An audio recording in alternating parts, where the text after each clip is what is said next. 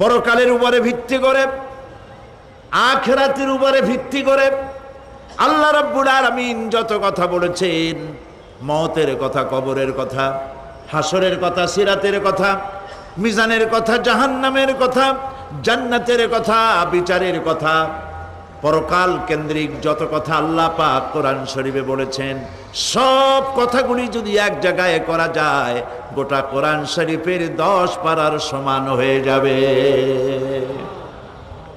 সম্ভবত কোরআনে কারিমের এমন কোন রুকু, এমন কোন পাতা নাই যেখানে আকারে ইঙ্গিতে পরকালের জবাবদিহিতা সম্পর্কে একেবারে কিছু বলা হয়নি।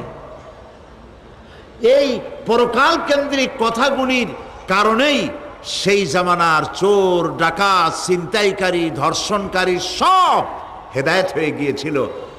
আর মানুষগুলি পৃথিবীর সর্বশ্রেষ্ঠ